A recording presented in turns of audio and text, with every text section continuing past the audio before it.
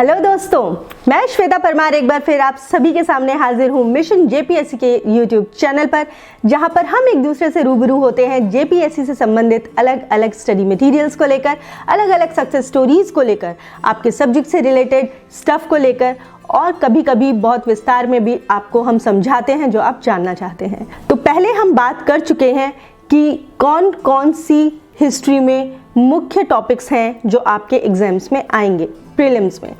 तो उसके अंदर हम पहला जो महाजनपद है उसके बारे में बात कर चुके हैं और दूसरा जो बुद्ध धर्म है उसके बारे में भी बात कर चुके हैं। तो आज हम तीसरे को यानी कि मौर्यन एम्पायर को लेकर आए हैं और आज हम उसी के बारे में बात करेंगे। तो आप वो नोट्स बना लीजिएगा, इंपॉर्टेंट टॉपिक्स लिख लीजिएगा और कोई भी अगर आपको लगे बीच में एक्स्ट्रा जानना है तो बता दीजिएगा, क्योंकि मैं सिर्फ मुख्य पॉइंट्स थोड़ा थोड़ा आपको बताती हूँ, not in very elaborated form, लेकिन इतना कि आप समझ सकें कि वो क्या है और आप जब तैयारी करें तो उनकी बहुत अच्छे से उन पॉइंट्स की तैयारी कर लें। पर शुरू करने से पहले मैं चाहूंगी कि आप प्लीज ये बेल आइकन प्रेस कर दें ताकि आपको नोटिफिकेशंस मिलते रहें और आप अपडेटेड रहें, और अगर नए हैं आप इस चैनल पे तो प्लीज इसे सब्सक्राइब भी कर लीजिएगा। तो चलिए नोट्स बनाते हैं मौर्यन एम्पायर पर। मौर्यन एम्पायर 322 से 185 BCE, जिसे हम एंशिएंट इंडियन हिस्ट्री में लाते हैं।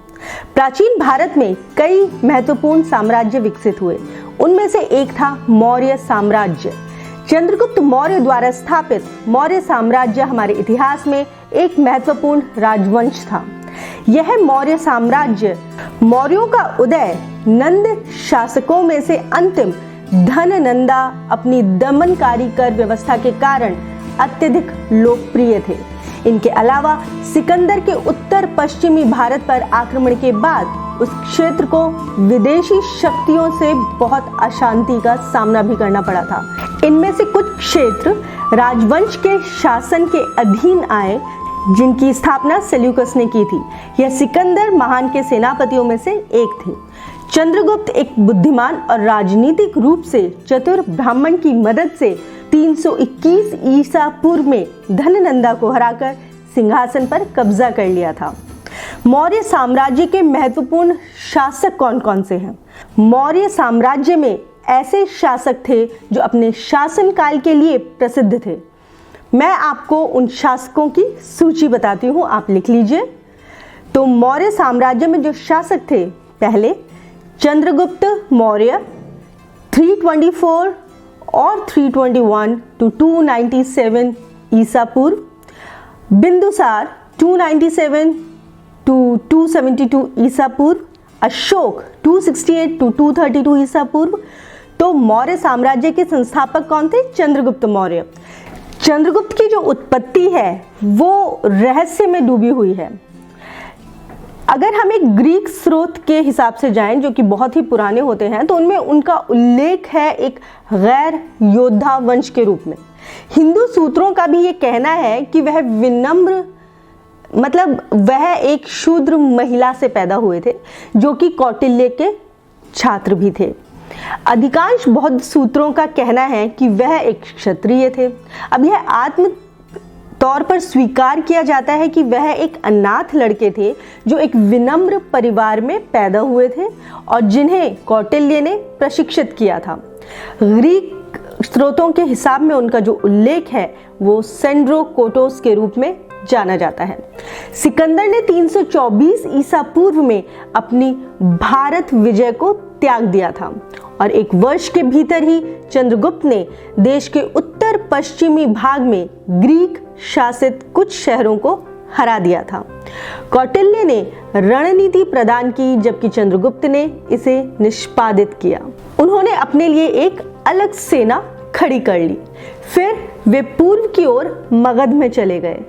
युद्धों के ही एक दौर में जो लगातार हुए जा रहे थे, उन्होंने धननंदा को हराया और लगभग 321 ईसा पूर्व में मौर्य साम्राज्य की नींव रखी। 305 ईसा पूर्व में उन्होंने सेल्यूकस के साथ एक संधि में समझौता किया, जिसमें चंद्रगुप्त ने बलूचिस्तान, पूर्वी अफगानिस्तान और सिंधु के पश्चिमी क्षेत्रों का अधिग्रहण किया। सेल्यूकस की बेटी से उन्होंने शादी की। बदले में सेल्यूकस को 500 हाथी भी मिले।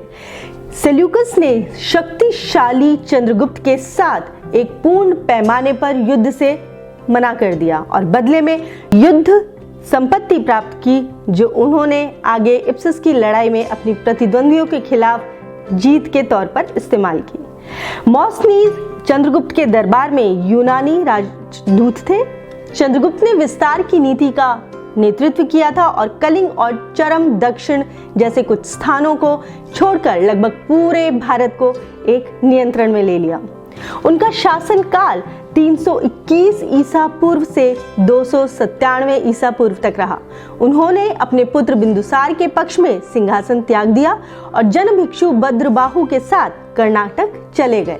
उन्होंने जैन धर्म को अपनाया था और कहा जाता है कि श्रवण बेलगोला में जैन परंपरा के अनुसार उन्होंने खुद को भूखा रखा था। तो मौर्य साम्राज्य के दूसरे शासक कौन थे? बिंदुसार। वे चंद्रगुप्त के पुत्र थे। उन्होंने 297 ईसा पूर्व से 273 ईसा पूर्व तक शासन किया। ग्रीक सूत्रों में उन्हें अमित्राघाट यानी दुश्मनों का वध करने वाला या अमित्रोचेत्स भी कहा जाता है। उनके दरबार में निमैचस यूनानी राजदूत थे। उन्होंने अपने पुत्र अशोक को उज्जैन का राज्यपाल नियुक्त किया था। माना जाता है कि बिंदुसार ने मौर्य साम्राज्य का विस्तार मैसूर तक किया था। चंद्रगुप्त मौर्य के शिक्षक, जो कि उनके मुख्यमंत्री भी थे, वे तक्षशिला में शिक्षक और विद्वान थे। उनके अन्य नाम हैं विष्णुगुप्त और कौटिल्य। वे बिंदुसार के दरबार में मंत्री भी थे। उन्हें अपने छात्र चंद्रगुप्त के माध्यम से नंदा सिंहासन को हथियाने और मौर्य साम्राज्य के उदय के पीछे मास्टर रणनीतिकार होने का श्रेय दिया जाता है, यानी कि मुख्य रणनीतिकार। उन्होंने अर्थशास्त्र में लिखा है, जो कि राज्य कला, अर्थशास्त्र और सैन्य रणनीति पर एक ग्रंथ है। 12वीं शताब्दी में गायब होने के बाद 1905 में अर्थशास्त्र की फिर से खोज की गई थी।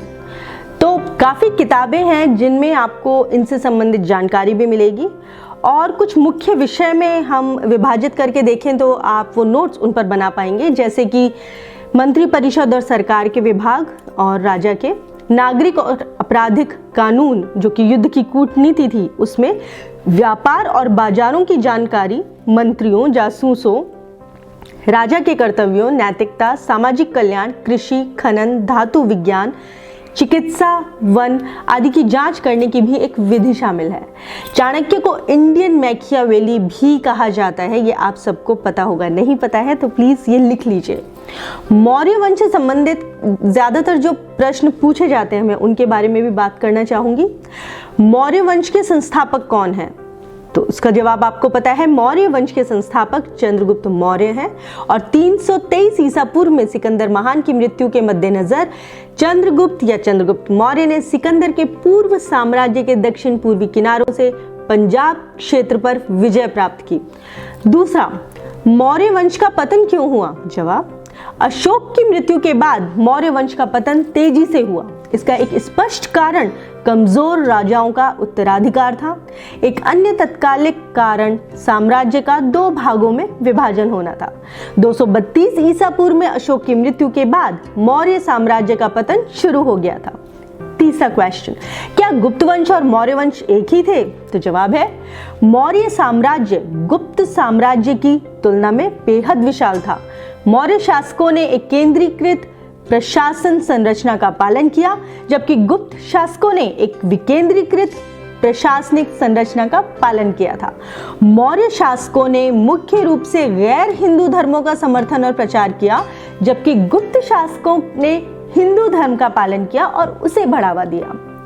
अगला क्वेश्चन, मौर्य साम्राज्य को किसने नष्ट किया?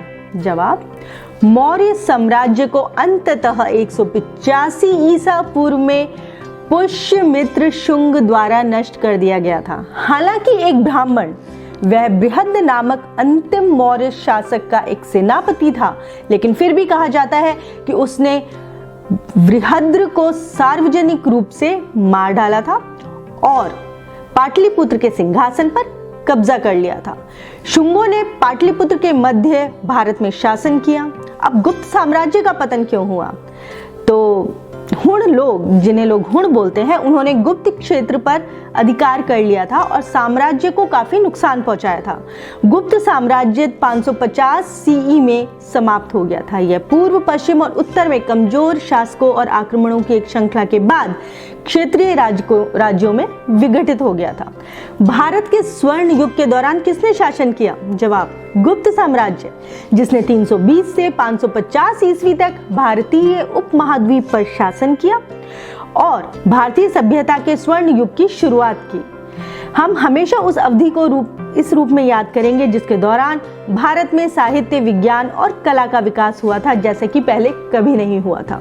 तो ये है कुछ सवाल जो आपसे पूछे जा सकते हैं और जो मैंने आपसे बात की है मौर्य साम्राज्य को लेकर, उसके बारे में भी अगर आपको कुछ जानना हो, मैंने पॉइंट्स आपको मेन दे दिए हैं। डिटेल्ड आप खोजिए। आप अपने सिलेबस जब तैयार करेंगे तो उन सिलेबस में आपके पास इन पॉइंट्स की जानकारी विस्तार से भी जरूर होनी चाहिए। फिर भी अगर आपको कुछ भी एक्स्ट्रा जानना है तो प्लीज नीचे कमेंट एरिया में लिख दीजिए ताकि मैं आपको आसानी से उपलब्ध करा सकूं। तो चलती हूं मैं, आप तैयारी कीजिए। मिलूंगी मैं नेक्स्ट टॉपिक के साथ आपसे यही मिशन जेपीएससी के यूट्यूब चैनल पर। धन्यवाद। आपकी जेपीएससी परीक्षा की तैयारी को फास्ट ट्रैक पर लाने के लिए भारत का प्रसिद्ध पब्लिशर प्रभात प्रकाशन आपके लिए लाया है कंप्लीट बुक सीरीज। इसमें आपको मिलेंगी पेपर 1 और पेपर 2 की संपूर्ण गाइड बुक्स। ये किताबें हिंदी और इंग्लिश दोनों में तैयार की गई हैं। झारखंड सामान्य ज्ञान के लिए उपलब्ध है आईएएस डॉक्टर मनीष रंजन जी की झारखंड वस्तुनिष्ठ सीरीज, जिसमें है 7000 प्लस ऑब्जेक्टिव क्वेश्चंस। ये बुक भी इंग्लिश और हिंदी दोनों में अवेलेबल है। इसके साथ ही पेपर 1 और पेपर 2 के प्रत्येक विषय पर भी हमारी किताबें उपलब्ध हैं, जिनमें है टॉपिक वाइज सॉल्व पेपर्स। ये किताबें हैं लेटेस्ट सिलेबस पर बेस्ड और इनमें लास्ट ईयर सॉल्व पेपर भी आपको मिलेगा। 100% एग्जाम रेडी होने के लिए आप पढ़ सकते हैं 15 मॉडल सॉल्व पेपर्स। ये बुक इंग्लिश में भी अवेलेबल है, तो आज ही ऑर्डर करें Amazon, फ्लिपकार्ट या नजदीकी बुक स्टोर से, क्योंकि इतनी सटीक किताबें आपको और कहीं नहीं मिलेंगी।